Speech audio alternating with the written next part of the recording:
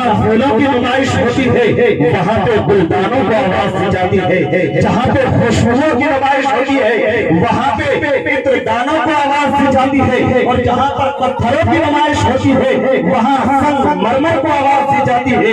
ایسے ہی میرے دوستو جہاں پہ جلسوں کی پاکیزہ انجمنیں آباد ہوتی ہے وہاں پہ ہندوستان کے صوبہ بہار کے ضلع جموں کے گاؤں دھنیا ٹیگا کے اس مقرر کو آواز دی جاتی ہے جسے دنیا حضرت حافظ و قاری و مولانا و مفتی ارشد مظاہری چترویدی کے نام سے موسوم ہوتی ہے۔ میں گزارش کر رہا ہوں کہ حضرت والا آپ تشریف لائیں اور اپنے بیانات سے ہم سامعین کو نوازیں۔ اس شعر کے ساتھ ان کا استعمال ہے، کہہ دیجئے ایک بار سبحان اللہ کہ پھول سے چاند سے خوشبو کی سما سے سنیے اور مچلتے کہیے سبحان اللہ کہ پھول سے چاند سے خوشبو کی سما سے سنیے، ہر طرف آپ کا قصہ ہے جہاں سے سنیے، ارے سب کو آتا نہیں دنیا کو سجا کر جینا زندگی کیا ہے یہ حضرت کی زبان سے سنیے۔ ورحمۃ اللہ وبرکاتہ۔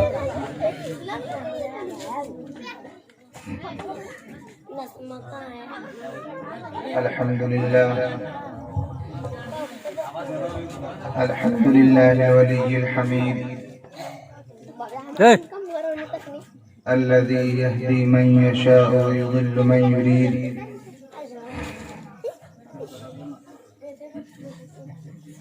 فسبحان الذي أنشأكم وفي النشأة الأخرى يعيد ويجازي بما عملتم وما هو بظلام للعبيد ثم نشهد أن لا إله إلا الله وحده لا شريك له ونشهد أن سيدنا ومولانا محمدا عبده ورسوله صلى الله عليه وسلم وعلى آله وأصحابه أجمعين. أما بعد فأعوذ بالله من الشيطان الرجيم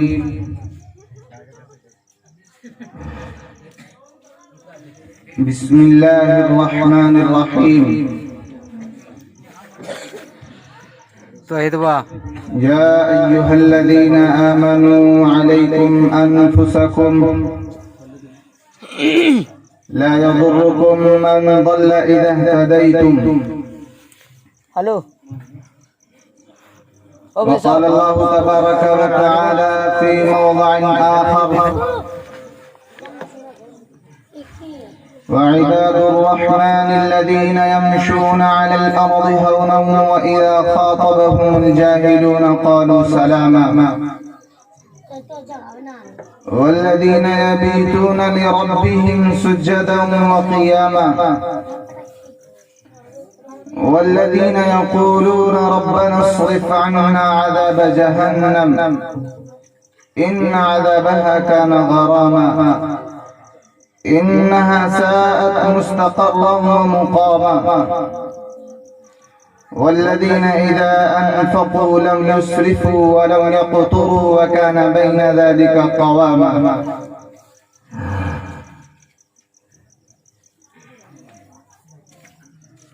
وقال النبي صلى الله عليه وسلم يوشك أن يأتي على الناس زمان ولا يبقى من الإسلام إلا اسمه ولا يبقى من القرآن إلا رسمه مساجدهم عامرة وهي خراب من الهدى. صدق الله العظيم. May praise be to Allah, the creator of the world, and peace and blessings be upon his prophet Muhammad sallallahu alayhi wa sallam, the head of all messengers,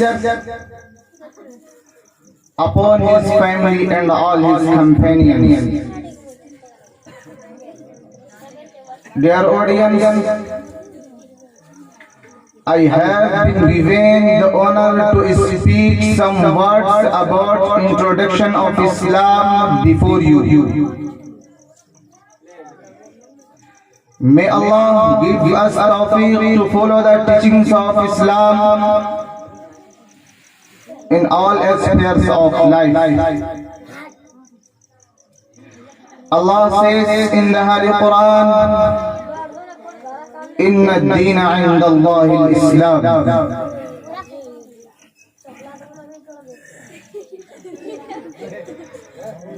Om Bhurvasvaha Tatsavitурvarenyam Bhargo Disi Divasya Dhimahi Dhayo Yo Naha Prachodayat.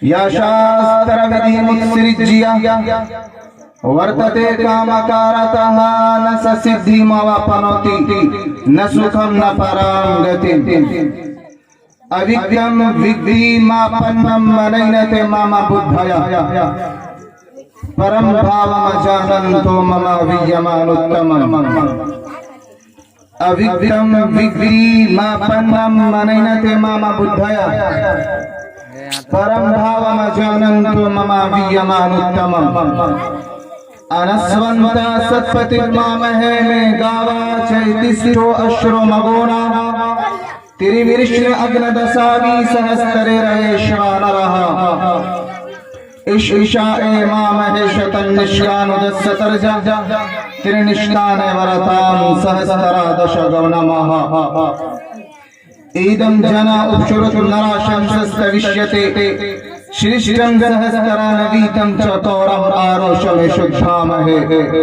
Lingchidishikahina Shimasharodhari Sadoshaka Uchalapi Sarvabhakshi Bhavishyate Janomam Vinakaulam Chapashvasvisham Bhakshiyamatamam Musalineva Sansakara Kaushayo Bhavishyati Tasman Musalvan Brohi Jatayu Dharam Doshaka Iti Paishash Dharmasya Bhavishyati Maya Kurta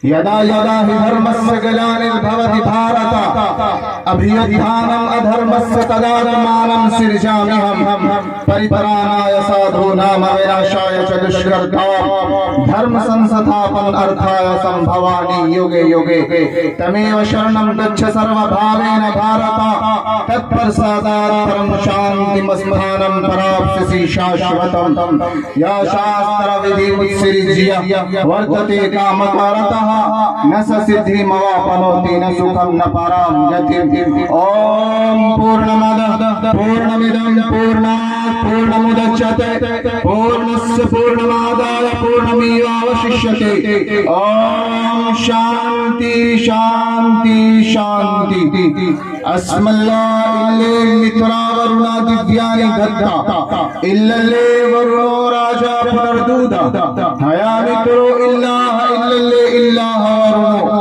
Mitra tejas kama Hotar mindu hotar mindra mahaswarindra Allo jayan srishtan paran purna par mahagal allama Allo rasul mahamadarak barsa allo allama Yahara pakshapadu charaku Yahana pakshapadu charaku Ved Puran Sant Madhbhagu Sanvat Vikram Do Unda Mahakot Naschatur Pratanda Rajniti Bhupirti Dikhave Apan Mat Sabka Samjhave Suran Chatur Sudar Satchari Tinko Vansh Bhayo Ati Bhari Tab tak Sundar Madhi Dhoya Bina Mahamat Par Na Hoya Tab se Manav Janj Bhikhari Tab se Manav Janj Bhikhari Samastanath Ahivartadhari Har सुंदर निर्माण न होई तुलसी वचन सत्य सच हो जाए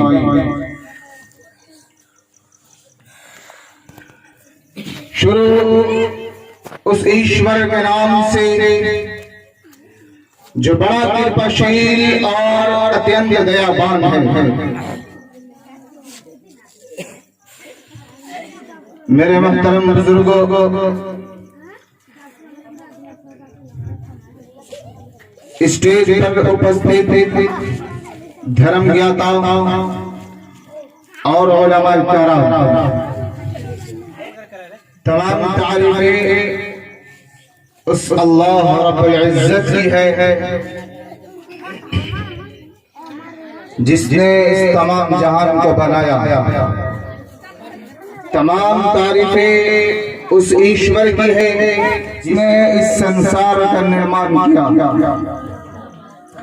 تمام تعریفیں اس خدا وحدہ لا شریک کے لیے ہے جس نے اس دنیا کے اندر زمین کو بچھایا. تمام تعریفیں اس وحدہ لا شریک کے لیے ہے جس نے بغیر ستونوں کے اتنے بڑے آسمان کو بنایا. تمام تعریف اس ایشور کے لیے ہے جس نے زندوں سے مردوں کو نکالا اور مردے سے زندوں کو نکالا. تمام تعریفات اسی ایشور کے لیے ہیں. تمام تعریفات اس ایک ذات کے لیے ہیں. تمام تعریفات اس اللہ کے لیے ہیں جو کبھی فانی نہیں ہونے والا ہے. وَيَبْقَى وَجْهُ رَبِّكَ ذُو الْجَلَالِ وَالْإِكْرَامِ. اگر کوئی ذات باقی رہے گی تو وہ خدا وحدہ لا شریک کی ذات ہوگی. اسی کے نام سے ابتدا کرتا ہوں. اللہ رب العزت نے اس دنیا کو جب بنایا تو اس وقت سب سے پہلے انسانوں کو نہیں بھیجا، بلکہ اللہ رب العزت نے اس دنیا کو بنانے کے بعد اس میں انسانوں اور جناتوں کو آباد کیا. اس کے بعد جب انہوں نے آپس میں خون ریزیاں شروع کر دی، آپس میں وہ جھگڑنے لگے، ایک دوسرے کے دشمن بن گئے، تو اللہ رب العزت نے ان سب کو اس دنیا کے صفحہ ہستی سے مٹا دیا اور اس کے بعد پھر اس دنیا میں انسانوں کو جنم دیا. پھر اس سنسار کے اندر انسان کو بسایا اور انسان کو بسانے کے بعد پھر جب اس دھرتی پر فساد برپا ہوا، جب اس پاک پوتر دھرتی پر اندھکار پھیلا، جب اس روئے زمین پر لوگوں نے ظلم کیا، جب اس روئے زمین پر ظالم و جابر بادشاہ پیدا ہوئے، جب اس روئے زمین پر باطل پرست پیدا ہوئے، جب اس روئے زمین پر اللہ کا بادی پیدا ہوا، جب اس روئے زمین پر وہ ایسا شخص پیدا ہوا جو ایشور کی پرارتھنا نہ کرتا ہو بلکہ اس سے ہٹانے کی کوشش کرتا ہو، تو اللہ رب العزت نے قرآن کے اندر فرمایا وَلِكُلِّ قَوْمٍ هَادٍ کہ ہم نے ہر ایک قوم کے لیے ایک ہادی بھیجا، وَلِكُلِّ أُمَّةٍ رَسُولٌ اور ہم نے ہر ایک امت کے لیے رسول بنا کر بھیجا. جب بھی اس دنیا کے اندر بر و بحر کے اندر فساد برپا ہوا تو اللہ فرماتا ہے ظہر الفساد فی البر والبحر بما کسبت ایدی الناس کہ جب بھی اس دنیا کے اندر فساد برپا ہوا تو اللہ رب العزت نے اس روئے زمین پر اپنے نبی کو بھیجا. جب بھی اس دنیا کے اندر اندھکار پھیلا تو اس ایشور نے اس دنیا میں اپنا اوتار بھیجا تاکہ وہ اس روئے زہاں سے اور اس دنیا فانی سے اس اندھکار کو ختم کرے اور لوگوں کو صحیح راستہ دکھائے. انہی میں سے آپ نے فرعون کا بھی سنا ہوگا واقعہ کہ اس دنیا کے اندر حق و باطل کے ساتھ تصادم روز ازلی سے جاری ہے. جب سے یہ دنیا قائم کی گئی تب سے اس کے اندر ایک جماعت حق پرست رہی اور دوسری جماعت باطل پرست رہی ہے. جب بھی باطل نے اپنا سر اٹھایا تو اللہ رب العزت نے حق پرست کو بھیجا. جب بھی اس دنیا کے اندر ظلم و فساد برپا ہوا اللہ نے اس کے خاتمے کے لیے اس دنیا کے اندر پیغمبر بھیجے، اس دنیا کے اندر اپنا اوتار بھیجا. چنانچہ جب حضرت نوح علیہ السلام اس دنیا کے پہلے رسول کی حیثیت سے آئے تھے، اس کے بعد حضرت موسیٰ علیہ السلام آئے. حضرت موسیٰ علیہ السلام یہ حق پرست تھے، اس وقت فرعون باطل پرست تھا جو اپنے آپ کو ربکم الاعلی आ रहा था और अपने आप को अना रब्बुकुमुल आला कहता था, ये कहता था कि मुझसे बड़ा रब इस धरती पर न कोई आया है और न कोई आ सकता है। मैं ही तुम सबका बड़ा रब हूँ, मैं ही तुम सबका खुदा हूँ, मैं ही तुम सबका ईश्वर हूँ, मैं ही तुम सबका ब्रह्मा हूँ, मैं ही तुम सबका क्रिएटर हूँ। अल्लाह ने इसके गुलाम को तोड़ा, हजरत मूसा को वो जमीन पर भेजा।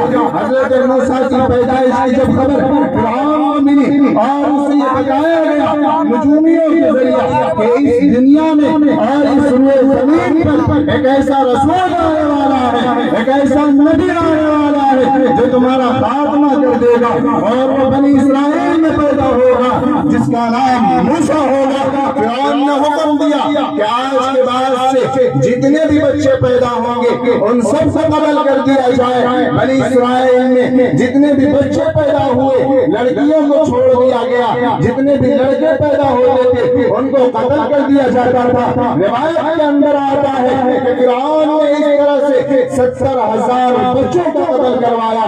उसके बाद फिर उसके लोगों ने बताया, उसके रहबरों ने बताया और उसके वजीरों ने बताया कि अगर इस तरह से आप बनी इस्राएल के लड़कों को कत्ल करते रहेंगे तो एक ऐसा जमाना आएगा कि आपकी खिदमत के लिए कोई भी लड़का नहीं बचेगा, क्योंकि जो बूढ़े हैं वो दुनिया से जा रहे हैं, जो बच्चे हैं उनको आप कत्ल कर रहे हैं। तो कोई ऐसा रास्ता निकालिए कि आपका वो नजूमी वाला वाक़या अगर सच है तो वो बच्चा भी मर जाए और आपकी खिदमत के लिए बच्चे भी और नौजवान बचे रहे। चुनांचे फिरौन ने एक तदबीर निकाली और वो तदबीर ये थी कि एक साल के बच्चे को जिंदा छोड़ दिया जाए और दूसरे साल के बच्चे को कत्ल कर दिया जाए। चुनांचे फिरौन ने हुक्म दिया अपने वजीरों को कि अब से लेकर जो बच्चा पैदा होगा उसे एक साल कत्ल करना है और दूसरे साल जो बच्चे पैदा होंगे उन्हें जिंदा छोड़ देना है। और सुनो, लड़कियों से हमारा कोई वास्ता नहीं, क्योंकि हमारी हुकूमत को लड़कियों से कोई धोखा नहीं। धोखा अगर हमें है तो वो लड़का से है और जिसका नाम मूसा है। अगर वो बच्चा पैदा होता है तो असल में उसे ही कत्ल करना है, जिसकी वजह से तमाम बच्चों को कत्ल कर दिया जाएगा। अल्लाह ने कुरान में फरमाया وَإِذْ نَجَّيْنَاكُمْ مِنْ آلِ فِرْعَوْنَ يَسُومُونَكُمْ سُوءَ الْعَذَابِ وَيُذَبِّحُونَ أَبْنَاءَكُمْ وَيَسْتَحْيُونَ نِسَاءَكُمْ وَفِي ذَلِكُمْ بَلَاءٌ مِّن رَّبِّكُمْ عَظِيمٌ کہ اس روئے زمین پر جب فرعون نے سرکشی کی تھی اور اس نے تمہیں برے عذاب میں مبتلا کیا تھا تو اس وقت ہم نے موسیٰ کو بھیجا اور اس وقت موسیٰ کو بھیجنے سے پہلے انہوں نے آپس میں کیا اور برے عذاب بلایا تھا بنی اسرائیلیوں پر، وہ یہ تھا کہ ایک سال کے بچے کو قتل کیا جائے گا، دوسرے بچے کو چھوڑا جائے گا۔ اللہ احسان یاد کراتا ہے وَإِنَّ نَجَّيْنَاكُمْ مِنْ آلِ فِرْعَوْنَ يَسُومُونَكُمْ سُوءَ الْعَذَابِ یاد کرو اس وقت کو بنی اسرائیل جب اللہ نے تمہیں آل فرعون سے نجات دیا اور آل فرعون سے تمہیں بچایا، تمہارے بچوں کو وہ قتل کرتے تھے، تمہاری بچیوں کو وہ زندہ چھوڑ دیتے تھے۔ حضرت موسیٰ کو ہم نے اس دنیا میں بھیجا اور حکم دیا کہ اے موسیٰ جاؤ فرعون کا مقابلہ کرنا۔ چنانچہ حضرت موسیٰ علیہ السلام فرعون کے پاس تھے، اسلام کی دعوت دی، ایمان کی دعوت دی، فرعون نے نکار دیا، فرعون نے اسے مانا نہیں۔ اللہ رب العزت نے فرمایا اے بنی اسرائیل کے پیغمبر موسیٰ اپنے بنی اسرائیل قوم کو لے کر راتوں رات مصر سے نکل جا۔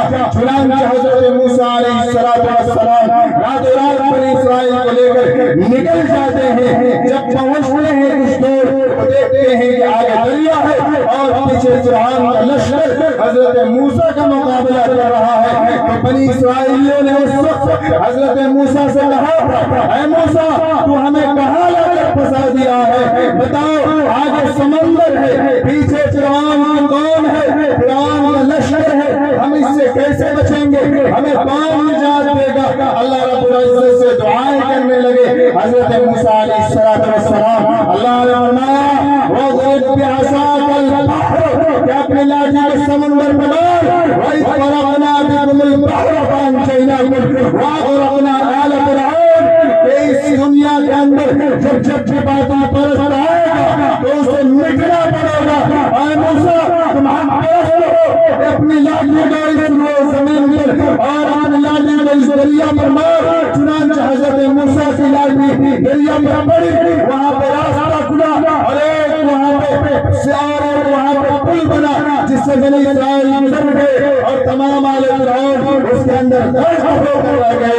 یہی ہے جب جب بھی دھرتی پر باطل پرست آئے گا تو اللہ رب العزت اور پرست کو بھی بھیجے گا اور اس کا خاتمہ کرے گا۔ اس کے بعد پھر حضرت موسیٰ علیہ السلام کا مقابلہ قارون سے ہوا۔ قارون حضرت موسیٰ علیہ السلام کی قوم میں سے ایک شخص تھا۔ مفسرین فرماتے ہیں کہ یہ شخص دراصل موسیٰ علیہ السلام کا چچا زاد بھائی تھا۔ قرآن تذکرہ کرتا ہے ان قارون کان من قوم موسیٰ فبغى علیہم وآتیناہ من الکنوز ما ان مفاتحہ لتنوء بالعصبة اولی القوة اذ قال له قومه لا تفرح ان اللہ لا يحب الفرحین وابتغ فيما آتاك اللہ الدار الآخرة ولا تنس نصیبك من الدنیا۔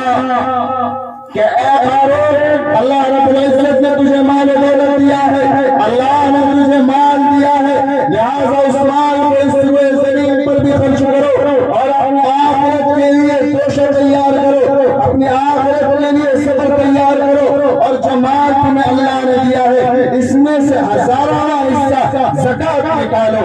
امت محمدیہ کے اندر چونکہ تو 40واں حصہ زکات کا حکم بتایا گیا ہے، لیکن حضرت موسیٰ علیہ السلام نے فرمایا کہ تمہیں ہزارواں حصہ دینا ہے۔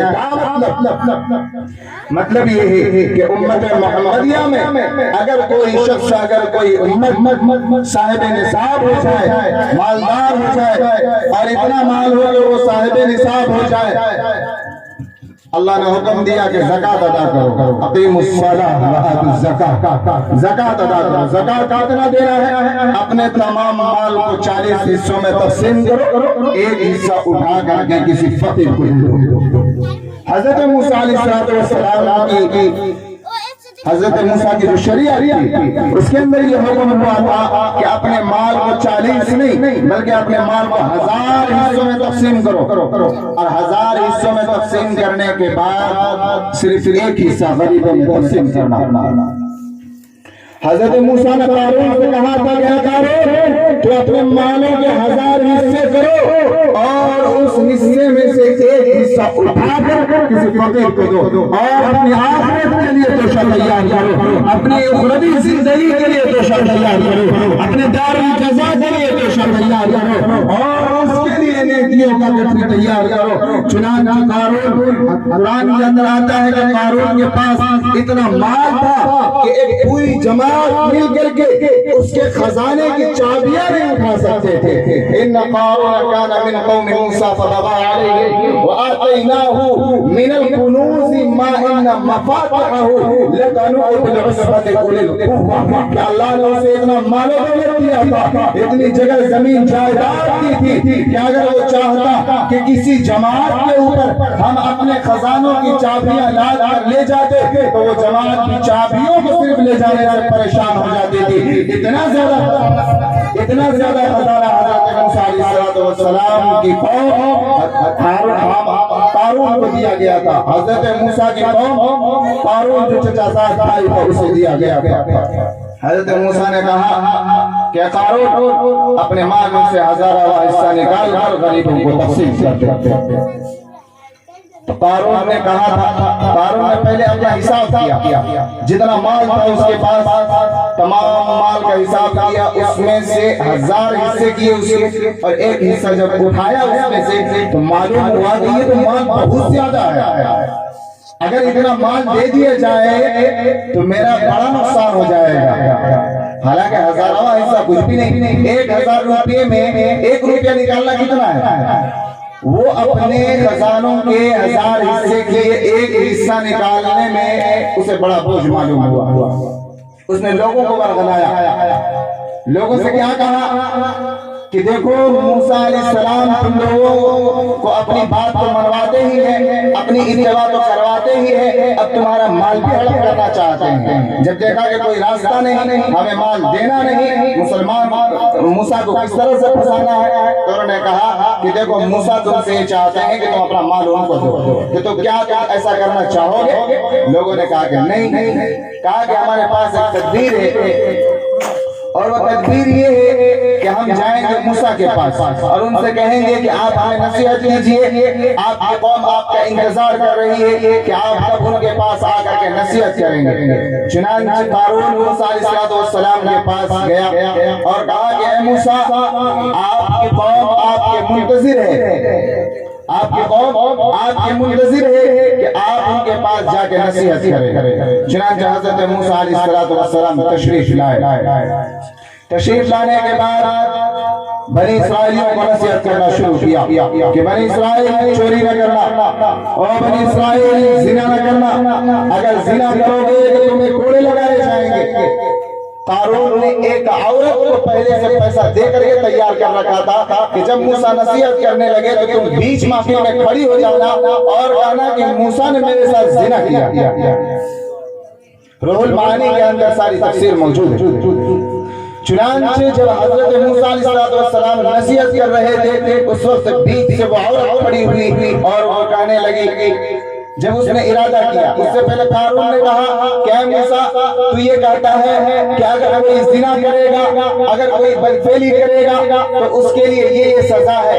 بتاؤ, اگر وہ زنا خود تمہیں نے کیا ہو تو تمہارے لیے کیا سزا ہے؟ موسیٰ علیہ السلام نے کہا اگر میں نے وہ کام کیا ہوگا, اگر میں نے بدفعلی کی ہوگی, اگر میں نے زنا کیا ہوگا تو مجھے بھی وہی سزا ہوگی جو تمام لوگوں کی سزا مقرر.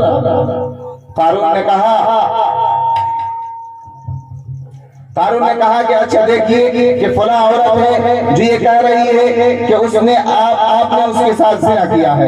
کہا کہ وہ عورت میرے سامنے لاؤ, کہاں ہے وہ عورت؟ تو قارون نے کہا کہ کھڑی ہو جائے وہ عورت. لیکن جب وہ عورت کھڑی ہوئی, اللہ نے ان کے دل کو پلٹ دیا. اس کے دل میں یہ بات ڈال دی کہ ایک نبی اور موسیٰ ایک رسول, اس کے خلاف اگر ہم بول جائے تو کل قیامت میں بھی ہمیں حساب دینا پڑے گا. حضرت موسیٰ نے کہا تھا کہ اے عورت, اگر تو سچی ہے تو اپنے اس خدا کو اپنے حاضر و ناظر سمجھ, اور یاد رکھ کہ جس خدا نے تجھے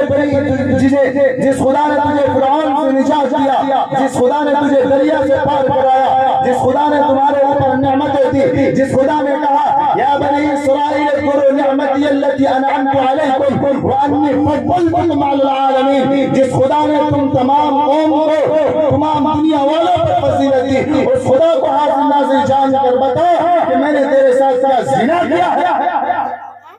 وہ عورت کہنے لگی کہ نہیں, آپ نے زنا میرے ساتھ نہیں کیا. قارون نے مجھے پیسہ دیے تھے اس بات کے لیے کہ تم محفل میں جا کر کے کھڑے ہو جانا اور موسیٰ کے اوپر الزام لگانا. چنانچہ حضرت موسیٰ علیہ السلام سجدے میں گرے اور اللہ سے دعا کرنے لگے کہ اللہ اس قارون کو ہلاک کر دے. چنانچہ اللہ رب العزت سے یہ دعا کرنی تھی کہ قارون کے لیے حضرت موسیٰ کو حکم ہوا کہ اے موسیٰ, اس زمین کو آج ہم نے تیرے تابع کر دیا ہے, تو جو زمین میں کہے گا آج زمین وہی کرے گی. حضرت موسیٰ نے کہا کہ زمین اپنا منہ کھول اور قارون کو اپنے اندر دھسا. چنانچہ زمین نے اپنا منہ کھولا اور قارون اس کے اندر دھس گیا, گھٹنے پر گیا. حضرت موسیٰ نے کہا اور چکر, چنانچہ کمر پر گیا. حضرت موسیٰ نے کہا زمین اور چکر, وہ گلے پر گیا. اس کے بعد حضرت موسیٰ نے کہا کہ اے زمین تو اسے پھوٹے نکل جا. چنانچہ وہ زمین کے اندر دھس رہا ہے اور آج تک کہ وہ دھس ہی رہا ہے. روح المعانی کے اندر آیا ہے کہ وہ روزانہ حضرت آدم کی جتنی لمبائی تھی اتنا روزانہ وہ دھس رہا ہے. حضرت آدم کا جتنا قد تھا 60 گز 60 ہاتھ, اتنا روزانہ وہ دھس رہا ہے. لوگوں نے کہا کہ موسیٰ نے تو اپنے حفاظت کے لیے اور اپنی جان موسیٰ نے اپنی حفاظت کے لیے اور اپنی جان بچانے کے لیے قارون کو زمین کے اندر دھسا تو دیا, لیکن حضرت موسیٰ ان کے مال کو لینا چاہتے ہیں. جب حضرت موسیٰ کو یہ خبر ملی، حضرت موسیٰ نے کہا کہ اے اللہ تو اس کے خزانے کو بھی زمین میں دھسا دے. چنانچہ اس کا خزانہ بھی آج تک زمین میں دھسا. تو میں یہ عرض کر رہا تھا کہ اس دنیا کے اندر جب بھی باغی پیدا ہوگا، اس دنیا کے اندر جب بھی ظالم پیدا ہوگا، اس دنیا کے اندر جب بھی باطل پرست پیدا ہوگا، تو اللہ رب العزت اس کے مقابلے کے لیے اور اس کی سرکوبی کے لیے اس روئے زمین پر پرست کو بھیجتا. اسی طرح سے حامان فرعون کا ساتھی، فرعون کے کام میں ساتھ دینے والا، جگہ جگہ پہ وہ تمام ظلم کے اندر ساتھ رہتا تھا اور ہمیشہ حضرت موسیٰ کے خلاف کہا کرتا تھا. جس طرح سے اسلام کے اندر حق اور باطل کا تصادم روز ازلی سے جاری ہے، اسی طرح سے ہمارے ہندو بھائیوں کا بھی عقیدہ ہے کہ جب سے یہ کائنات ارضی بنی ہے اور جب سے اس سنسار کا نرمان ہوا ہے، اس وقت سے ستیہ اور استیہ کا جھگڑا چل رہا ہے. جب بھی استیہ نے سر اٹھایا تو ستیہ نے آ کے اس کا وَدھ کیا اور اس کا خاتمہ کیا. چنانچہ ہندو بھائیوں کے عقیدے کے مطابق شری کرشن جی آئے تھے کنز ماما کا وَدھ کرنے کے لیے. شری کرشن جی وشنو کے 8ویں اوتار. ان کی ماں کا نام دیوی، ان کے باپ کا نام واسودیو. ان کے جو مخالف تھے جن سے ان کا جھگڑا ہوا اور اسے کروکشیتر کے مار دیا تھا، اس کا نام کنز ماما، جس کا انہوں نے دودھ پیا، جس کی وجہ سے یہ پلے پڑے، ان کا نام یشودا تھا اور یشودا کے شوہر کا نام نند بابا. جب کنز یہ بھی ایک بادشاہ تھا، اپنے زمانے کا ایک راجہ تھا، اسے بھوشیوانی کے ذریعے یہ بتایا گیا تھا کہ ایک اس روئے زمین پر اوتار آئے گا جس کا نام کرشن ہوگا اور اس کے ذریعے سے تمہارا وَدھ ہوگا، تمہارا خاتمہ کیا جائے گا.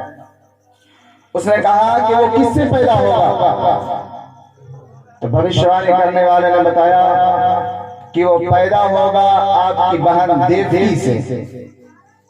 دیوی ان کی بہن کا نام تھا اور اسی سے کرشن جی پیدا ہوا. کہا کہ دیوی آپ کی بہن سے وہ لڑکا پیدا ہوگا اور وہ اپنے باپ کا 8واں بیٹا ہوگا. وشنو کے 8ویں اوتار کرشن اور دیوی کے 8ویں بیٹے بھی یہی ہیں. چنانچہ کنز ماما جو کہ ظالم بادشاہ اور راجہ تھا، کنز نے دیوکی اور واسودیو کو کاراواس میں بند کر دیا، ان کو جیل کے اندر بند کر دیا.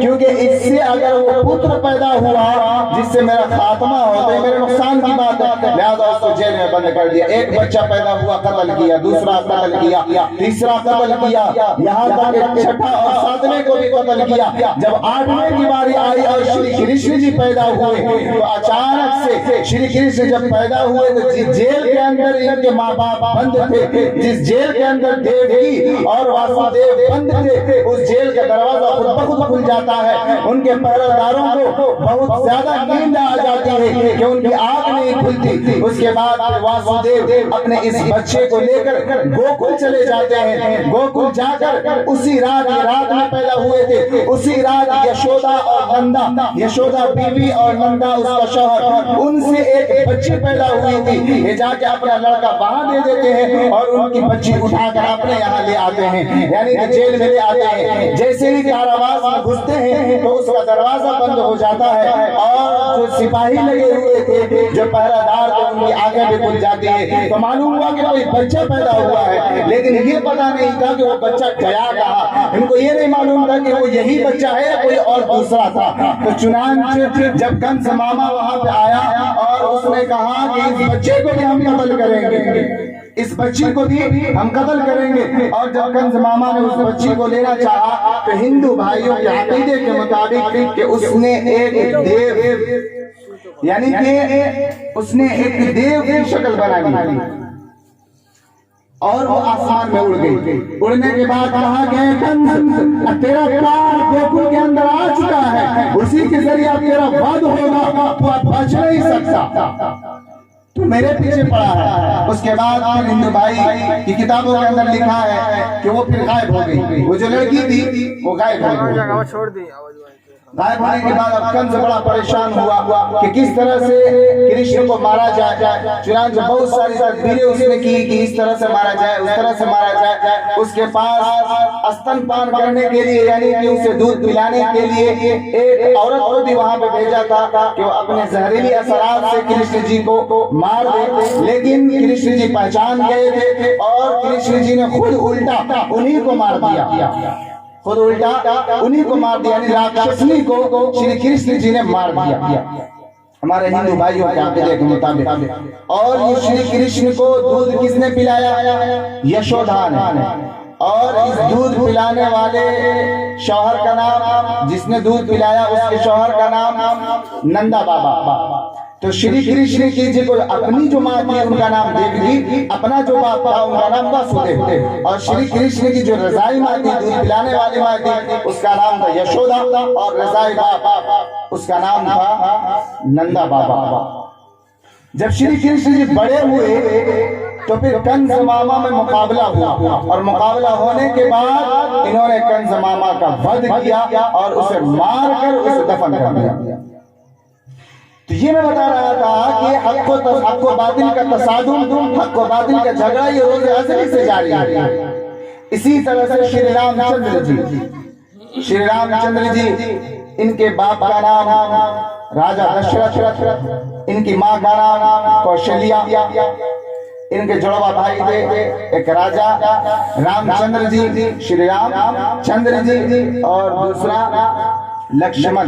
ان کی بیوی سیتا اور کرشن جی کی بیوی رادھا. تو سیتا یہ رام کی بیوی تھی.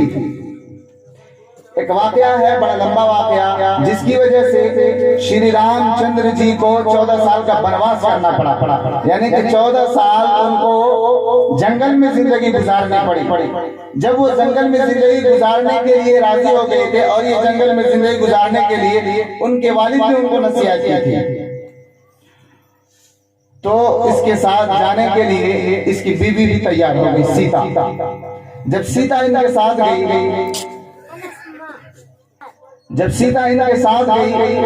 تو ساتھ رہتی تھی, ان کا بھائی لکشمن بھی ان کے ساتھ رہتا تھا, اور شری رام چندر بھی رہتے تھے. تو تینوں یہ رہا کرتے تھے جنگل میں. ایک موقع سے ایسا ہوا کہ لنکا کو راون کہا جاتا ہے, لنکا کا وہ راجا تھا جسے راون کہا جاتا ہے, وہ ایک دن جنگل سے گزر رہا تھا کہ اس کی نظر سیتا پہ پڑی, اور سیتا کا اس نے اپہرن کر لیا. اپہرن کر کے وہ اپنے راجا کے اندر, یعنی کہ جو اس کے حکومت جہاں تک کی تھی اس کے اندر وہ لے گئے. اس کے بعد شری رام چندر جی بانر سینا کے ساتھ, جس بانر سینا کا جو چیف تھا اور جو کمانڈر تھا وہ تھا ہنومان جی. اب دیکھتے ہوں گے ہنومان جی کی مورتی, تو ہنومان جی ان کا کمانڈر تھا. تو ہنومان جی اپنے بانر سینا کے ساتھ شری رام چندر جی کے ساتھ مل کر کے راون کا مقابلہ کیا اور اس کا بھی وَدھ کیا. تو میں آج یہ کہنا چاہ رہا تھا کہ اس دنیا میں جب بھی باطل نے سر اٹھایا, حق پرست نے آ کر کے اس کا سر کچلا دیا. ہندو بھائیوں کے عقیدے کے مطابق اس دنیا کے اندر 4 یگ ہوتے ہیں. ایک یگ کو کہا جاتا ہے ستیہ یگ, دوسرے کو کہا جاتا ہے تریتا یگ, تیسرے کو کہا جاتا ہے دوپر یگ, اور چوتھے کو کہا جاتا ہے کل یگ. جو ابھی چل رہا ہے یہ کل یگ ہے. سب سے پہلا ستیہ یگ. ستیہ یگ کہتے ہیں کہ وہ زمانہ جس کے اندر سارے لوگ سچے ہی ہوں گے, کوئی اس میں جھوٹا نہیں ہوگا, 100% سب کے سب سچے ہوں گے. تو اسے اس زمانے کو ستیہ یگ کہا جاتا ہے. اور سب سے پہلا دنیا بننے کے بعد سب سے پہلا زمانہ جو چلا ہے وہ ستیہ یگ کا ہی زمانہ چلا ہے. اور ستیہ یگ کی جو عمر ہے, ستیہ یگ کا جو مسافت ہے ستیہ یگ اور تریتا یگ کے درمیان, تو ستیہ یگ ہے 17,28,000 برسوں کا. 17,28,000 वर्ष जब मुकम्मल हुए तो सत्ययुग पूरा हुआ। दूसरा है त्रेता युग। त्रेता युग का वर्ष जो है वो 12,96,000। तीसरा है द्वापर युग। द्वापर युग है 8,64,000 वर्ष का। उसके बाद है कलयुग, इसे महायुग भी कहा जाता है और इसकी उम्र है 4,32,000।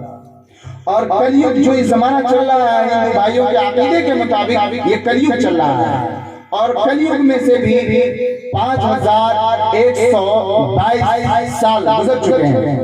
4,32,000 में से 5,122 साल गुजर चुके हैं और ये कलयुग का जमाना है। अब ये बताओ आपको कि सत्य युग के अंदर सारे लोग सच्चे होंगे, कोई भी इसमें झूठा नहीं होगा। दूसरा होगा त्रेता युग। त्रेता युग के अंदर जो 12,96,000 का जमाना है, इसके अंदर 75% लोग सच्चे होंगे, सत्य होंगे और बाकी 25% लोग असत्य यानी कि झूठ बोलेंगे और फसाद होगा। 25% लोग खुराफाती होंगे और 75% लोग सही होंगे। तीसरा आता है द्वापर युग। द्वापर युग के अंदर 50% लोग सच्चे होंगे, 50% लोग फसादी होंगे। तीसरा जो जमाना आता है, पहला जमाना सत्ययुग, दूसरा त्रेता युग, तीसरा द्वापर युग और चौथा कलयुग। इसके अंदर सिर्फ 25% लोग सच्चे रह जाएंगे, बाकी 75% लोग जालिम होंगे। 75% लोग अपने शास्त्रों से हट जाएंगे, 75% लोग अपने आदि ग्रंथों से हट जाएंगे, 75% लोग अपने मजहब से हट जाएंगे, 75% लोग अपने दीन को छोड़ देंगे, 75% लोग अपने ईश्वर को भुलाकर जुल्म के चक्कर में पड़ जाएंगे। तो ये हमारे हिंदू भाइयों के अकीदे के मुताबिक 4 जमाना, 3 जमाना बेहतर रहा और ये आखिरी जमाना कलयुग का है और इस कलयुग के अंदर जुल्म फसादात ज्यादा होंगे। और हाँ, आप सल्लल्लाहु अलैहि वसल्लम को देखें, आप सल्लल्लाहु अलैहि वसल्लम की हदीस को आपने फरमाया ला अयुशिका अलन्नास ज़मानुन वला यबका मिनल इस्लाम इल्ला इस्मुहु वला यबका मिनल कुरआन इल्ला रस्मुहु मसाजिदुहुम आमिरतुन वहिय खराबुन मिनल हुदा। कि वो जमाना आएगा जिस जमाने के अंदर लोग मुसलमान सिर्फ नाम के रह जाएंगे। युशिकु अन यअति अलन्नास ज़मानुन, कि लोगों पर एक जमाना वो आएगा कि जब के लोग सिर्फ मुसलमान नाम के रह जाएंगे, यानी कि जब मुसलमान नाम के रहेंगे उस पे काम नहीं होगा तो वो जालिम भी होगा, वो फसादी भी होगा, वो चोरी भी करने वाला होगा, वो ज़िनाकार भी होगा, वो लोगों पर जुल्म भी करने वाला होगा, लोगों का हक भी दबाने वाला होगा, वो बेनमाजी भी होगा और दूसरों का माल हड़प करने वाला भी होगा।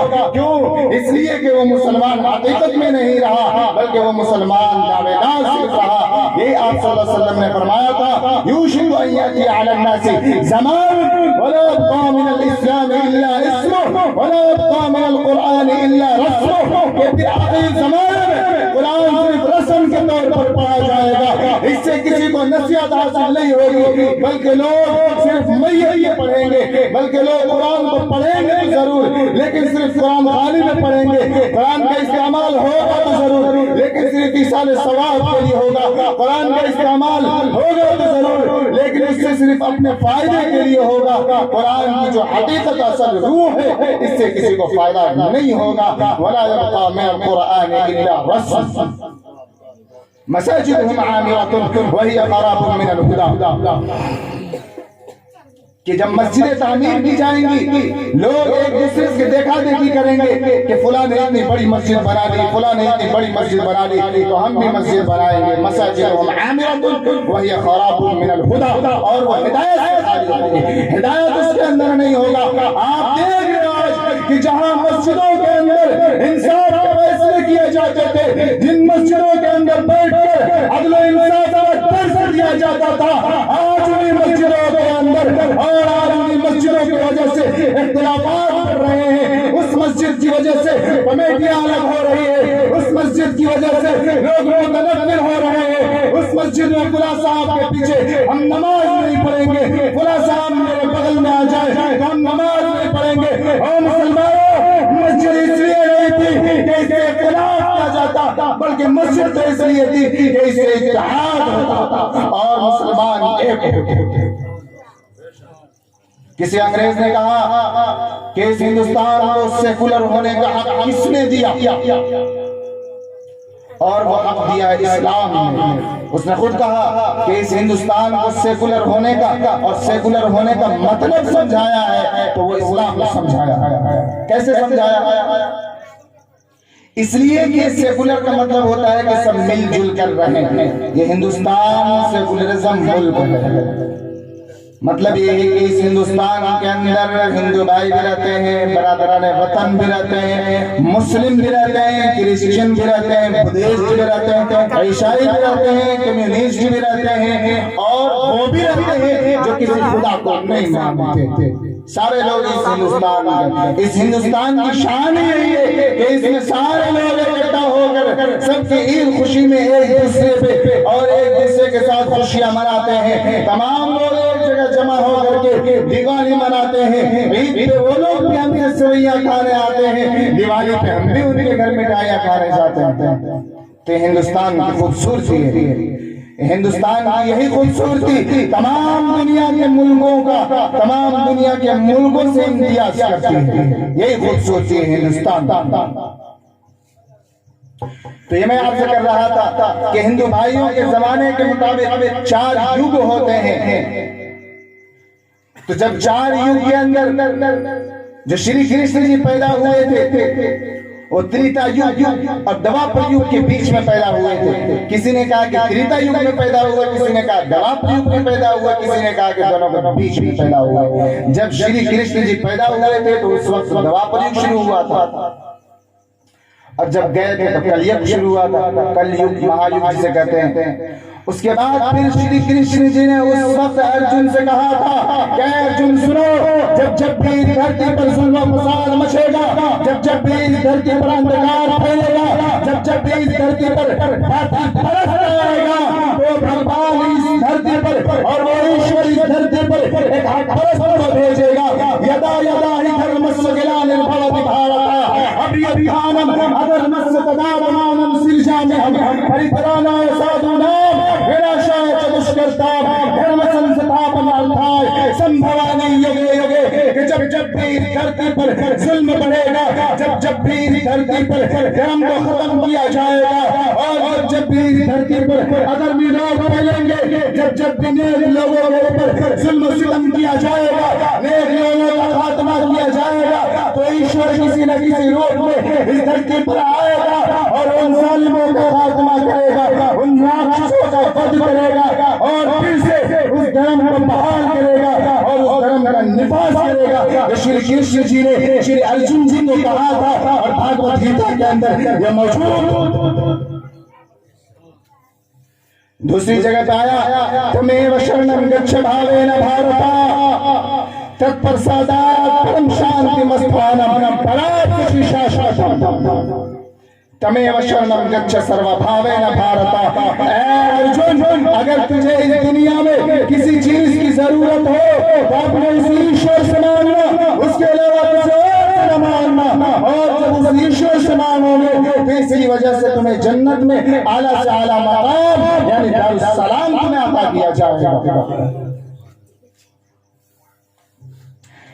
اور ہمارے ہندو بھائیوں کی کتابوں کے اندر آیا ہے آج ہندو بھائی اور ہمارے مسلم بھائی دونوں الگ الگ راستے پہ جانے کی کوشش کر رہے ہیں اور دونوں الگ الگ بٹ رہے ہیں، جبکہ ہندوستان کی تاریخ ہوئی کہ جب سے یہ ہندوستان قائم ہوا ہے اور جب سے اس ہندوستان کے اندر ہندو بھائی اور مسلم بھائی یکجا ہوئے ہیں، جب سے اس ہندوستان میں محبت اور شانتی کا پیغام ہندو بھائیوں کی طرف سے بھی ہوا ہے، مسلم بھائیوں کی طرف سے بھی ہوا ہے، اور آج بھی اس ہندو بھائی اور مسلم بھائی کی محبت برقرار ہے، لیکن ہم دونوں کے بیچ میں دراڑ ڈالنے کے لیے آج ایک راون پیدا ہو چکا ہے، اور وہ راون اس وقت کی حکومت ہے، اور اس حکومت نے اپنے لیے تیار کیا ہے میڈیا کو، کہ میڈیا کے ذریعے غلط خبریں پھیلائی جاتی ہے، غلط لوگوں کو میسج دیا جاتا ہے، کہیں کچھ ہوتا ہے اس کا کوئی اور ظالم ہوتا ہے، اس کا مجرم کوئی اور ہوتا ہے، لیکن میڈیا ایسے پیش کرتی ہے جیسے کہ اس کا کوئی ظالم ہے، کوئی مسلمان۔ آج دیکھیے تمام چیزوں کو اٹھا کہ مسلمانوں کو کس طرح سے پھنسایا جاتا ہے. خود یہ لوگ گائے کو ذبح کر کے مسلمانوں کا نام دیتے ہیں. خود یہ لوگ مندروں کے اندر گوشت پھینک کر مسلمانوں کا نام دیتے ہیں. اور میرے ہندو بھائیوں، اپنی آنکھیں کھولو اور دیکھو اپنی نظروں سے کہ ہمیں اور تمہیں کون بھٹکانے کی کوشش کر رہا ہے، ہماری محبت کو کون ختم کرنے کی کوشش کر رہا ہے. اور اپنے آنکھیں اگر آج نہیں کھولو گے تو یاد رکھنا کل ہمیں بھی پچھتانا پڑے گا اور تمہیں بھی پچھتانا پڑے گا. اور جو اس کے پیچھے ہیں، جو ظلم کر رہے ہیں، ان تک میں اپنی آواز پہنچا دینا چاہتا ہوں کہ جب بھی اس دھرتی پر تم ظلم کرو گے تو یاد رکھنا، جب تم اس دنیا سے جاؤ گے اور جب دوسرے لوگ کے اندر تم سدھارو گے تو اس وقت تم سے ایشور پوچھے گا، پاپشٹھاستے پرشانتی یم روپم بھینکرم دنڈچکم مہاکایم مہشو پریسندرم.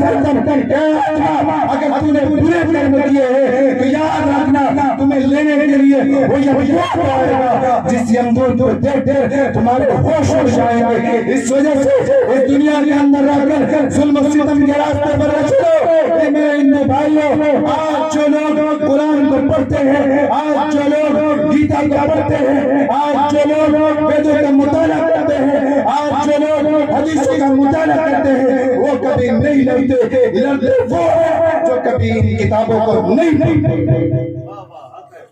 پڑھنے والے کبھی نہیں لڑتے، لیکن جو لڑنے والے وہ کبھی نہیں پڑھتے. اگر پڑھا جائے تو معلوم ہوگا کہ ان کتابوں کے اندر کتنی سچائی ہے اور ہمارے اسلام دھرم کے اندر کتنی سچائی ہے. لوگ الزام لگاتے ہیں کہ اسلام دہشت گردی سے پھیلا، اسلام تلوار کی زور پر پھیلا. اسلام اگر تلوار کی زور پر پھیلا ہوتا تو آج ہندوستان میں مسلمان کے علاوہ اور کوئی بھی نہیں. کیونکہ اس ہندوستان کے اندر مسلمانوں کی حکومت 800 سال تک رہی ہے. 800 سال تک کی حکومت رہی ہے.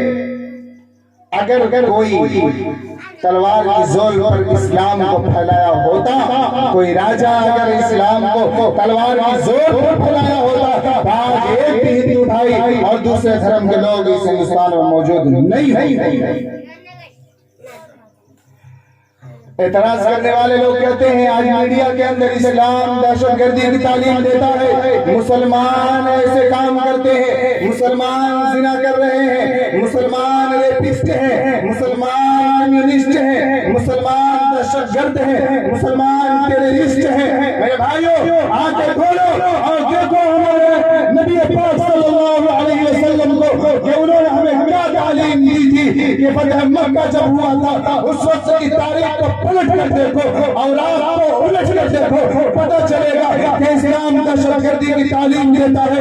یہ اسلام امن و سلامتی اور شانتی کا پیغام دیتا ہے. جب آپ صلی اللہ علیہ وسلم مکہ کے اندر تھے اس وقت لوگوں نے آپ کو اتنا پریشان کیا تھا، اتنا پریشان کیا تھا کہ آپ کو اور آپ کے صحابہ کا اس جگہ جینا دشوار ہو گیا تھا، آپ کا کھانا پینا دشوار ہو گیا تھا، آپ کا اٹھنا بیٹھنا دشوار ہو گیا تھا. بلاخر تمام لوگوں کو ہجرت کرنی پڑی اور سارے لوگ مدینہ گئے. آپ صلی اللہ علیہ وسلم نے اس وقت مکہ کو خطاب کر کے فرمایا تھا، اے مکہ، اگر مجھ پر یہ ظلم نہ ہوا ہوتا تو خدا کی قسم میرے دل میں تیری اتنی محبت ہے کہ میں تجھے چھوڑ کر کبھی نہیں جاتا.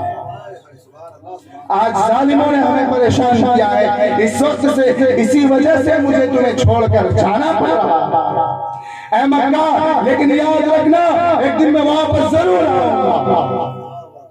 جن لوگوں نے آپ صلی اللہ علیہ وسلم پر اور حضرات صحابہ کرام پر ظلم و ستم کے پہاڑ توڑے تھے، جب ان کے ہاتھ میں مکہ آ گیا اور جب واپس آئے اور مکہ فتح ہو گیا، مکہ سے آپ کو نکالا گیا تھا، اس وقت مشرکین مکہ کا قبضہ تھا مکہ کے اوپر. لیکن جب آپ واپس آ رہے ہیں تو مکہ کو آپ نے فتح کر دیا.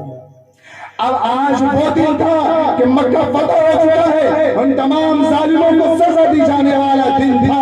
آج وہ دن تھا کہ جب کہ ہر ایک کو چن چن کر اس کے ظلم کا بدلہ لیا جاتا۔ آج وہ دن تھا کہ ان سے انتقام لیا جاتا۔ آج صحابہ کرام کے دلوں میں وہ بدلے کی آگ بھڑک رہی تھی، وہ انتقام کی آگ ان کے سینوں میں جل رہی تھی۔ اور اگر صحابہ کرام کو یہ اجازت دے دی جاتی کہ جاؤ مشرکین مکہ کا خاتمہ کر دو اور مکہ کے اندر خون دریا بہا دو، تو تمام صحابہ کرام جاتے اور اس وقت کے تمام مشرکین کو ختم کر دیتے۔ لیکن آپ نے ایسا نہیں کیا، آپ نے کیا آپ نے فرمایا کہ آج امن و شانتی کا دن ہے، آج وفاداری کا دن ہے، آج نیکی کا دن ہے، آج امن و امان کا دن ہے۔ آؤ مشرکین مکہ، آؤ مکہ کے سردار، آؤ مکہ کے لٹیرو، آؤ مکہ کے ظالموں، تم امن و شانتی چاہتے ہو تو جاؤ۔ جو آدمی ابو سفیان کے گھر میں رکے گا اسے آج امن دے دی جائے گی، جو آدمی آج ابو سفیان کے گھر میں رکے گا اسے امن دے دی جائے گی، اسے چھیڑ چھاڑ نہیں کیا جائے گا۔ مشرکین نے کہا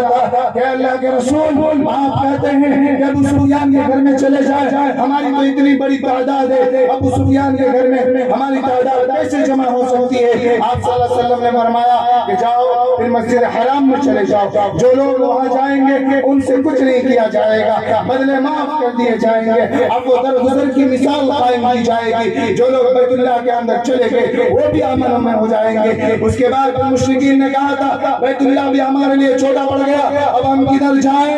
تو آپ صلی اللہ علیہ وسلم نے فرمایا تھا کم از کم اتنا کر لو کہ اپنے گھروں کا دروازہ بند کر لو تاکہ تمہیں امن شانتی اور سلامتی عطا کی جائے اور تم سے کوئی تعارف نہ کیا جائے، تم سے کوئی بدلہ نہ لیا جائے۔ بتاؤ آج تک کہ کوئی ایسا اس ہندوستان کے اندر اور پوری دنیا کے اندر ایسا بادشاہ آیا ہو جس کو قبض حکومت آنے کے بعد، جس کو بادشاہ عطا ہو جانے کے بعد بھی درگزر کا معاملہ کیا ہو اور معاف کیا ہو؟ قرآن کہتا ہے ان الملوک اذا دخلوا قرية افسدوها وجعلوا عزة اهلها اذلة، کہ جب بھی کوئی بادشاہ کسی ملک کے اندر داخل ہوتا ہے تو ان کی فطرت ہے کہ اس تمام بستی کو تباہ و برباد کر دیتا ہے اور وہاں کے باعزت لوگوں کو ذلیل کر دیتا ہے۔ آپ صلی اللہ علیہ وسلم جب مکہ کے اندر داخل ہوئے تو کوئی بھی بے عزت نہیں ہوا، بلکہ آپ صلی اللہ علیہ وسلم نے ہر ایک کو امان۔ یہی کہا گیا عشاء امام ہے شتن نشکان دستر جا پھر نشکان ورطان سہسترہ دشگون مہا۔ عشاء امام ہے شتن نشکان دستر جا پھر نشکان ورطان سہسترہ دشگون مہا، کہ ایشور مام ہے رشی کو 100 سونے کے سکے دے گا، 10 ہار یعنی مالائیں دے گا، 300 گھوڑے دے گا اور 10,000 گائیں دے گا۔ کس کے بارے میں کہا گیا؟ آپ صلی اللہ علیہ وسلم کے بارے میں، کہ آپ صلی اللہ علیہ وسلم کو اس دنیا کے اندر یہ جو وید ہے یہ آپ صلی اللہ علیہ وسلم کی پیدائش سے بہت پہلے کی کتابیں ہیں اور ان کتابوں کے اندر بھی آپ صلی اللہ علیہ وسلم کا تذکرہ موجود۔ تو اس میں کہا گیا عشاء مام ہے کہ ایشور مام ہے رشی کو 100 سونے کے سکے دے گا، 10 ہار یعنی مالائیں دے گا، 300 گھوڑے دے گا اور 10,000 گائیں دے گا۔ 100 سونے کے سکے سے کیا مراد؟ 100 سونے کے سکے سے مراد وہ لوگ ہیں جنہوں نے حبشہ کی طرف ہجرت کی تھی۔ حبشہ کی طرف 2 مرتبہ ہجرت ہوئی ہے اور ان دونوں کی مجموعی تعداد 100 ہوتی ہے۔ اصح السیر صفحہ 45 پر یہ واقعہ موجود ہے۔ ڈاکٹر ایم شریواستو نے لکھا ہے کہ یہاں پہ 100 سونے کے سکے سے مراد وہ مہاجرین نہیں ہیں جنہوں نے حبشہ کی طرف ہجرت کی تھی، بلکہ وہ اصحاب صفہ ہیں جو آپ صلی اللہ علیہ وسلم سے تعلیم حاصل کیا کرتے تھے۔ 10 ہار یعنی 10 مالائیں دے گا، 10 مالاؤں سے مراد 10 مبشرہ ہیں جنہیں اس دنیا میں ایک ساتھ جنت کی خوشخبری سنا دی گئی تھی۔ عشرہ مبشرہ مراد ہے۔ اس کے بعد 300 گھوڑے دے گا، 300 گھوڑے سے مراد 300 صحابہ دے گا، جو کہ جنگ بدر کے اندر صحابہ موجود تھے۔ جنگ بدر کے اندر صحابہ 313 تھے، لیکن اعتراض کرنے والے کر سکتے ہیں کہ جنگ بدر میں تو 313 صحابہ تھے، لیکن اس منتر کے اندر تذکرہ آیا ہے صرف 300 گھوڑے کا، تو آپ گھوڑے سے اگر مراد صحابہ لیتے ہیں تب بھی تو 13 چھوٹ گئے۔ اسی کو ایک ہندو عالم نے لکھا کہ سنسکرت میں جب 300 کا لفظ آتا ہے تو 300 کے اوپر کا بھی مراد ہو جاتا ہے، 300 کے اوپر کا بھی شمار ہوتا ہے۔ تو اس منتر کے اندر 300 کا تذکرہ آیا۔ اصحاب بدر کتنے تھے؟ 313۔ تو یقیناً اس کی تطبیق ہو گئی کہ 313 کا تذکرہ آتا ہے، اور سنسکرت میں 313 کے لیے بھی 300 کا لفظ آ جاتا ہے۔ لہذا آپ صلی اللہ علیہ وسلم کو 300 گھوڑے دیے گئے۔ اب گھوڑے سے صحابہ کو کیا تشبیہ؟ مراد صحابہ تشبیہ دی گھوڑے سے، اس لیے کہ جو گھوڑا ہوتا ہے وہ بڑا بہادر ہوتا ہے، بڑا طاقتور ہوتا ہے، اسی وجہ سے گھوڑے کو تشبیہ دی گئی۔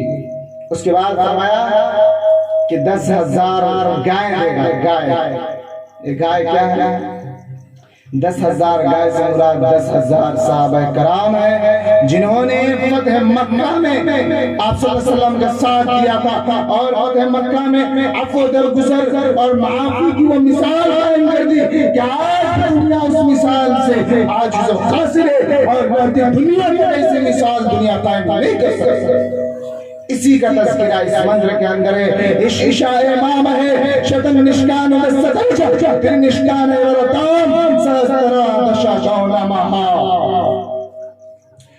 کیسے کہہ سکتے ہیں کہ اسلام تلوار کی زور پر پھیلا؟ آپ صلی اللہ علیہ وسلم نے فتح مکہ کے اندر وہ مثال قائم کی تھی، آپ صلی اللہ علیہ وسلم نے طائف کے اندر وہ مثال قائم کی تھی کہ جب آپ کو ہنوں نے مارا تھا اور اس وقت کے اوپاش لوگوں نے اور نوجوانوں نے آپ پر حملہ کیا تھا، پتھروں سے آپ کے اوپر بارش کی تھی، اس وقت آپ صلی اللہ علیہ وسلم نے ان کے لیے یہ دعا کی تھی کہ اللہ ان کی نسل میں ایسا بچہ پیدا کرنا جو ایمان نصیب کرنے والا ہو، جسے ایمان کی توفیق مل جائے۔ اس وجہ سے فرشتوں سے منع کیا تھا کہ ان دونوں پہاڑوں کو ملا دو، آپ صلی اللہ علیہ وسلم نے روک دیا۔ بتاؤ کیسے مثال قائم کر دے؟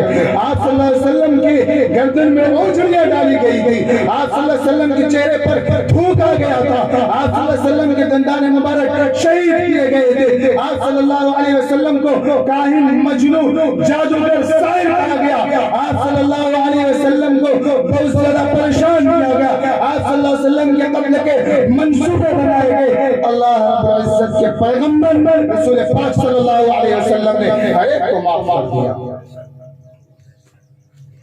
اور آپ صلی اللہ علیہ وسلم کی یہ انسانیت، ہیومینٹی، مانوتا صرف انسانوں کے ساتھ نہیں، صرف انسانوں کے ساتھ، بلکہ آپ صلی اللہ علیہ وسلم نے اس مانوتا کی مثال اور انسانیت کی مثال جانوروں کے ساتھ بھی پیش کی۔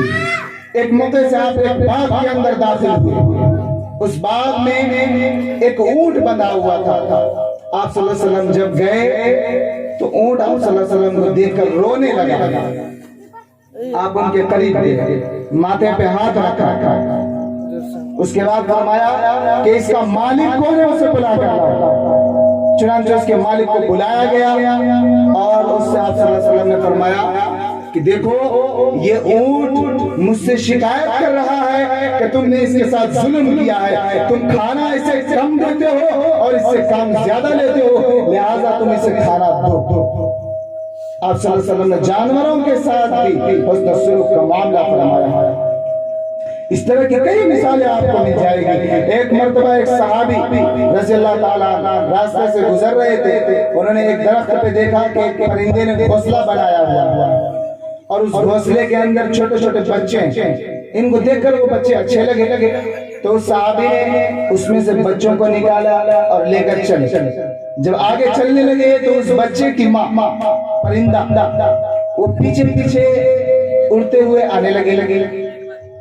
وہ چڑیا صحابی کے پیچھے پیچھے اور بار بار چیخ رہی، چلا رہی کہ اب میرے بچے کو چھوڑ دے، اب میرے بچے کو چھوڑ دے۔ آپ صلی اللہ علیہ وسلم کے پاس پہنچے، کہا کہ یا رسول اللہ، میں نے ایک پرندہ کا بچہ پکڑا ہے اور میرے پیچھے پیچھے ایک پرندہ آ رہا ہے اور وہ بار بار چیخ رہا چلا رہا ہے۔ آپ نے فرمایا کہ وہ اس کی ماں ہے، تم نے جہاں سے اس بچے کو پایا تھا وہیں پکڑ کے رکھ دو۔ ایدم جنا ابشرت نرا شنسستریشیتے شرشتم سہسترا نویتم چکورم آروشم شدھامے۔ ایدم جنا، غور سے سنو، ایدم جنا، کان لگا کر سنو، ایدم جنا ابشرت نرا شنسستریشیتے، کہ اس روئے زمین پر ایک ایسا شخص آئے گا جس کا لقب نرا شمس ہوگا۔ جب وہ پیدا ہوگا تو اس کی تعریف ساری دنیا کے اندر کی جائے گی۔ اور نرا شمس، نر کے معنی ہوتے ہیں آدمی، نر کے معنی ہوتے ہیں شخص، اور نرا شمس، شمس کے معنی ہوتا ہے جس کی تعریف کی جائے۔ تو نرا شمس کا پورا مطلب ہوا وہ شخص جس کی تعریف کی جائے۔ آپ صلی اللہ علیہ وسلم کا نام محمد، حمد یحمد تحمید، اس کے بعد فہو محمد وحمد یحمد تحمید فہو محمد۔ محمد کے معنی عربی میں وہ شخص جس کی تعریف کی جاتی ہے، عربی میں محمد کا معنی، محمد معنی وہ شخص جس کی تعریف کی جاتی ہے، اور سنسکرت میں نر آشنس کا معنی وہ نر، وہ ذات جس کی تعریف کی جاتی ہے۔ سنسکرت میں آپ اگر اس کو لے جائیں گے تو نرا شمس ہوتا ہے، عربی میں لے کے جائیں گے تو محمد ہوتا ہے۔ تو ایک آگے ایشیشہ ایدم جنا ابشر نرا شمس استوشیتے شرشتم سہسترا، شرشتم سہسترا 60,000 نوی گمچا اور 60,000 کورم شرنارتی مہاجر کو میں اپنے پناہ میں لوں گا۔ یعنی کہ آپ صلی اللہ علیہ وسلم جب اس دنیا کے اندر آئیں گے تو آپ کے دشمن اس وقت 60,000 ہوں گے، اور ان تمام دشمنوں سے میں آپ کو اپنی پناہ میں لوں گا۔ یہ موجود ہے ہمارے ہندو بھائیوں کے ویدوں کے اندر۔ نرا شمس استوشیتے شرشتم سہسترا نویتم چکورم آروشم شدھام ہے۔ آپ صلی اللہ علیہ وسلم کا تذکرہ موجود۔ اگر آپ ظالم ہوتے، اسلام تلوار کی زور پر پھیلا ہوتا تو کبھی بھی ہمارے ہندو بھائیوں کی پاکیزہ کتابوں کے اندر اس کا تذکرہ نہیں ہے۔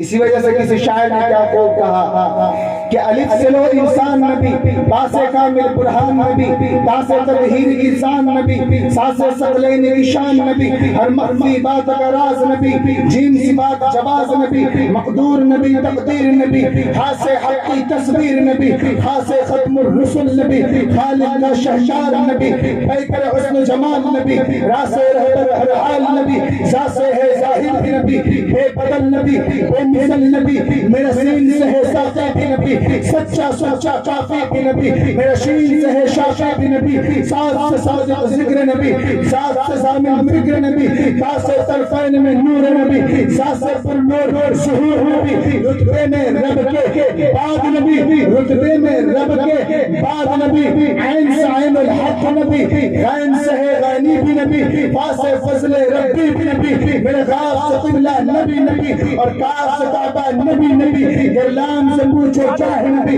لولاد کے بعد فضاہ نبی، مین سے محمد پاک نبی، نون سے نور قرآن نبی، واو سے چہرے وضحا نبی، یا سید اللہ اصحاب نبی، ایمان نبی، ایقان نبی، سلطان نبی، میری جان نبی، کونین نبی کے قدموں میں، ثقلین نبی کے قدموں میں، دارین نبی کے قدموں میں، سبتین نبی کے قدموں میں، شبیر نبی کے قدموں میں، ہر پیر نبی کے قدموں میں، زہرا کا بابا نبی، حسنین کا نانا نبی، کعبے کا جھومر نبی، کعبے کا گوہر نبی، گرلام سے پوچھو چاہے نبی، مین سے محمد نعرہ تکبیر، نعرہ تکبیر، حضرت علامہ مولانا مفتی علی احمد حسن صاحب چترویدی، حضرت علامہ مولانا مفتی ارشد صاحب چترویدی، علماء کرام، شعراء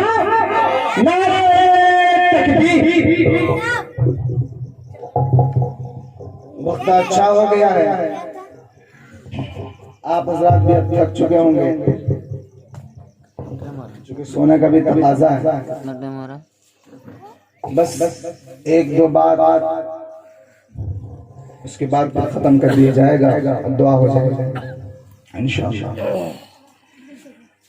اس وقت مسلمانوں کے اوپر کس طرح کا ظلم و ستم کیا جا رہا ہے یہ پوری دنیا کے سامنے ہے۔ کبھی NRC کے نام پر، کبھی NPR کے نام پر، کبھی گو ماتا کے نام پر، کبھی بابری مسجد کے نام پر، کبھی موب لنچنگ کے نام پر، ہر موڑ سے مسلمانوں کو مجبور بنا دیا گیا۔ آج مسلمانوں پر ظلم و ستم کے پہاڑ توڑے جا رہے ہیں۔ آج ہندو اور مسلم یکجہتی کو ختم کرنے کی کوشش کی جا رہی ہے، اور اس وقت میڈیا کے ذریعے الزامات اور اعتراضات مسلمانوں کے اوپر تھوپے جا رہے ہیں۔ انہیں اعتراضات میں سے ایک اعتراض یہ ہوتا ہے کہ ہندو بھائی خانہ کعبہ کی پوجا، ہندو بھائی مورتی کی پوجا کرتے ہیں تو مسلمان بھی تو پوجا کرتے ہیں۔ مسلمان کس کی پوجا کرتے ہیں؟ خانہ کعبہ کی۔ کیوں؟ اس لیے کہ اس میں چکر لگاتے ہیں، ہندو بھائی بھی شادی میں چکر لگاتے ہیں، وہ ان کو پوچھتے ہیں، یہ بھی حجر اسود کو پوچھتے ہیں۔ بس اس بات کا جواب میں دینے کی کوشش کروں گا کہ ہم لوگ خانہ کعبہ کو نہیں پوچھتے، بلکہ ہم لوگ صرف نمازوں کے اندر اور اپنی عبادتوں کے اندر خانہ کعبہ کو اپنی جہت بناتے ہیں، اس کی طرف رخ کر کے نماز پڑھتے ہیں، ہم اس کی پوجا نہیں کرتے۔ قرآن کے اندر ہے قَدْ نَرَى تَقَلُّبَ وَجْهِكَ فِي السَّمَاءِ فَلَنُوَلِّيَنَّكَ قِبْلَةً تَرْضَاهَا فَوَلِّ وَجْهَكَ شَطْرَ الْمَسْجِدِ الْحَرَامِ۔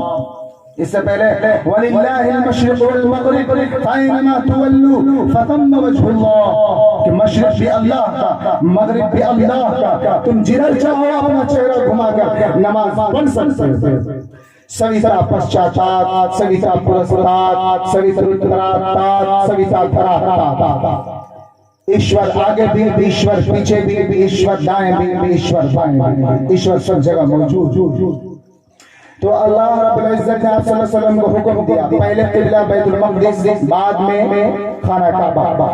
تو قرآن کے اندر تذکرہ ہے کہ ہم آپ کے چہرے کو آسمان کی طرف بار بار اٹھنے کو دیکھ رہے ہیں، اور آپ کی خواہش کے مطابق جلد ہی آپ کا وہ قبلہ کر دیا جائے گا جو آپ چاہتے ہیں۔ چنانچہ آپ صلی اللہ علیہ وسلم کو حکم دیا گیا کہ آپ اپنا رخ قبلہ کی طرف کر کے نماز پڑھیں۔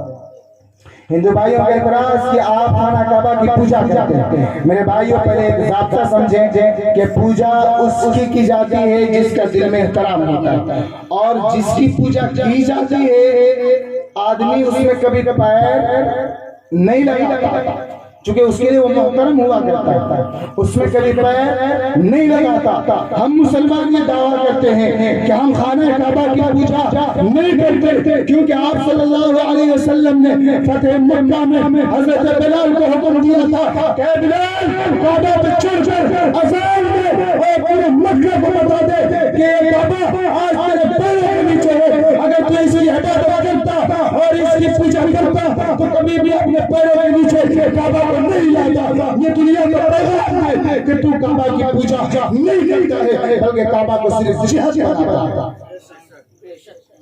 کعبہ کی پوجا ہم نہیں کرتے۔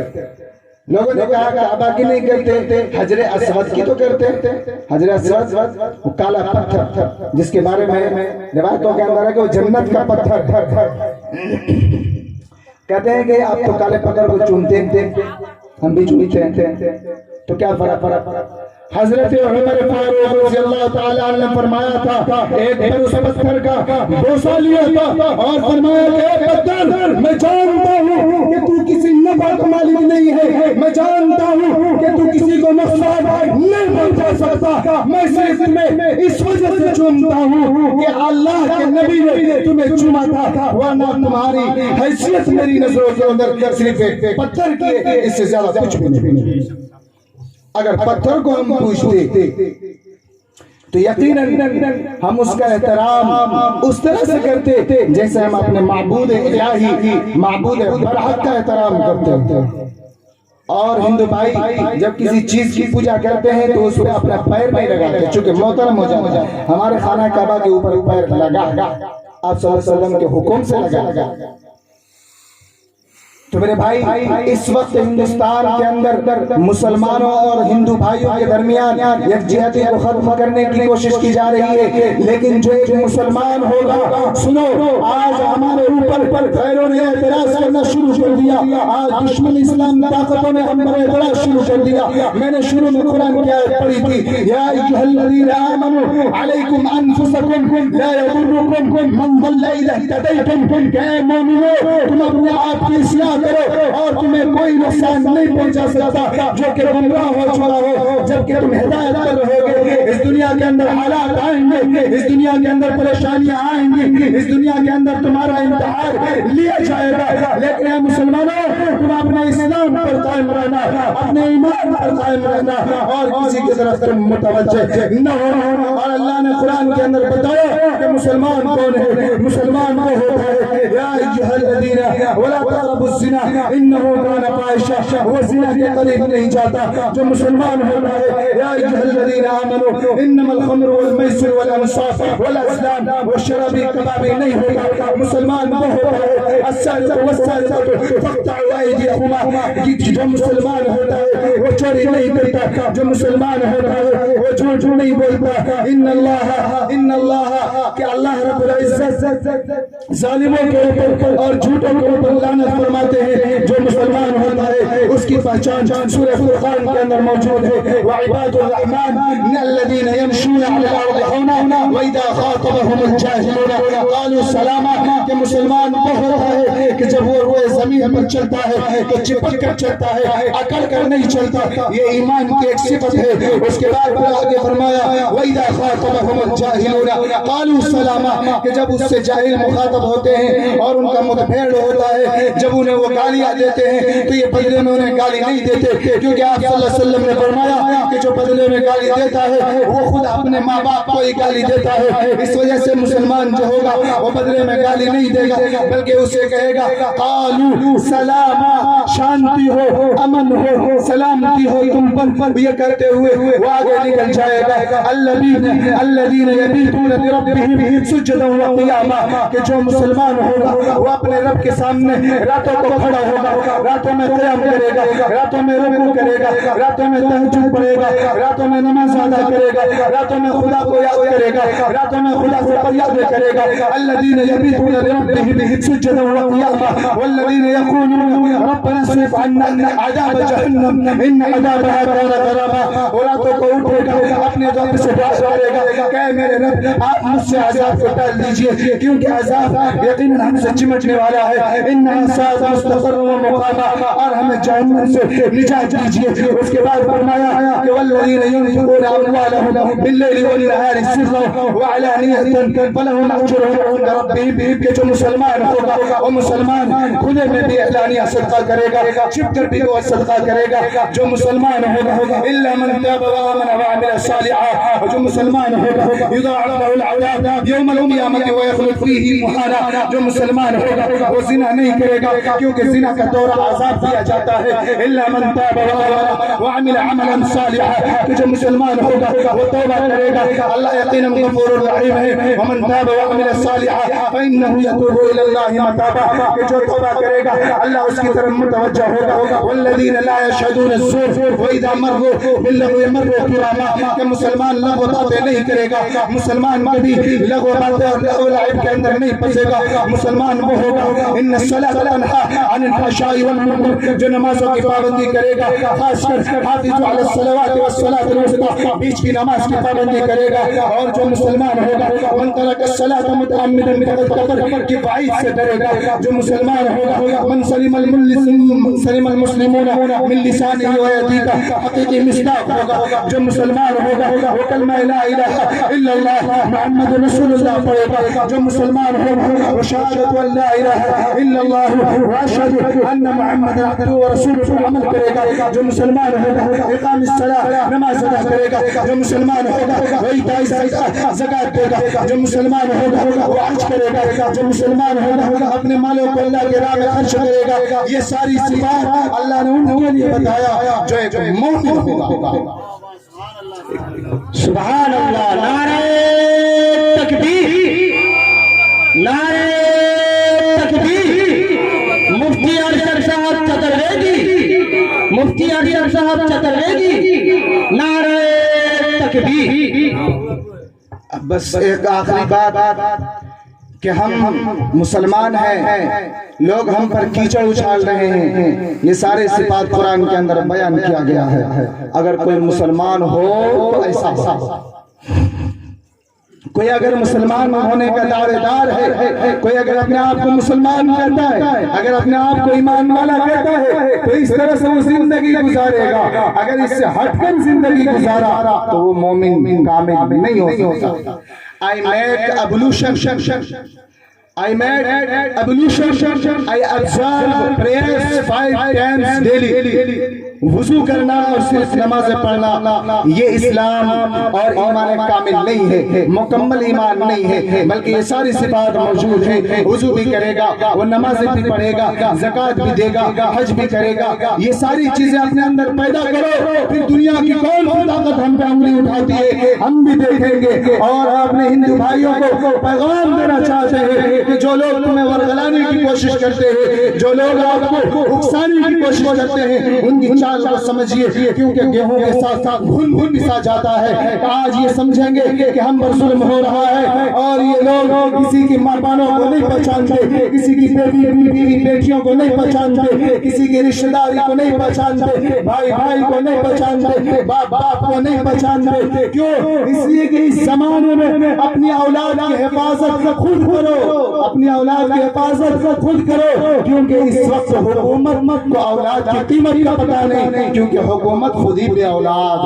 ہے اپنے اولادوں کی حفاظت خود کرو کیونکہ حکومت بے اولاد ہے تو میرے بھائیوں میں اپنے ہندو بھائیوں کے پیغام دینا چاہتا ہوں بھگوت گیتا کا منتر ہے اہنسا ستیم کرو دستیابا شانتی رپیشنم دیا بھلیشورلوتوم دیا بھلیشورلوتوم ماردوم بھیر چاپنامہ اہنسا اہنسا کرو ہنسا نہ کرو اہنسا مطلب انصاف اہنسا مطلب انصاف کرو کسی کے ساتھ ظلم نہ کرو اندھا دھند تقلید نہ کرو اندھ بھکتی میں مبتلا نہ ہو کہ تمہیں کون کیا کہہ رہا ہے تم اپنی آنکھوں سے دیکھو گے یہ سچ ہے اگر سچ ہے تو مانو غلط ہے تو انکار کرو اہنسا ستیم سچ بولو کرو اپنے غصے کو تھوک دو تیاگ اور وہ عبادت کرو جس سے تمہیں پھر بدلے کی امید نہ ہو کہ تم نے کسی کے ساتھ اچھائی کی تم نے کسی کے ساتھ بھلائی کی اور پھر تمہیں بدلے کی امید ہو کہ وہ بھی ہمارے ساتھ ایسا کرے گا تو بدلے کی امید نہ کرو اہنسا ستیم کرو دستیاگا شانتی امن و سلامتی کو اپنی زندگی کا مقصد بناؤ اور لوگوں کو امن سلامتی کا پیغام دو رپیشنم اور پیٹ پیچھے برائی نہ کرو چغل خوری نہ کرو دیا بلیش کہ لوگوں کے ساتھ مہربانی کا معاملہ کرو رحمدلی کا معاملہ کرو دیا بلیش مار دوم نرمی اور نرم مزاجی پیدا کرو مار دوم نرم مزاجی پیدا کرو ہیر بحیا بنو اور چاپلا اپنے وعدے کو پورا کرو یہ ہے اہنسا ستیم کرو دستیاگا شانتی رپیشنم دیا بھلیش ہیر دوم چاپلا کہ میرے ہندو بھائیو تمہیں کہا وہ پنڈت تمہارے کہا گئے جو تمہیں درس دیا کرتے تھے تمہارا وہ سبق کہا گیا جس میں سچے کا درس دیا جاتا تھا اور تمہارے وہ گرو کہا گئے تمہارے وہ شری رام چندر جی کہا گئے تمہارے کرشن جیسے بھائی کہا گئے تمہارے لکشمن جیسے بھائی کہا گئے جو تمہیں سچے کا درس دیا کرتے تھے ظلم سے تمہیں روکا کرتے تھے آج دیکھو اس راون نے اپنا سر اٹھایا ہے رام پانے کی ضرورت ہے اور اس وقت حضور کے کردار کو ادا کرنے کی ضرورت ہے میرے ہندو بھائیوں تم رام اور لکشمن کا کردار ادا کرو ہم مسلمان مسلمان بھائی آج سے وعدہ کرتے ہیں کہ ہم محمدی ہونے کا کردار ادا کریں گے اور ہم دونوں مل کر اس ہندوستان کے اندر ہونے والے ظلم، ہونے والے فسادات، ہونے والے خرافات کو روکیں گے اور اسے مٹانے کی کوشش کریں گے۔ اللہ رب العزت ہم سب کو سننے سے زیادہ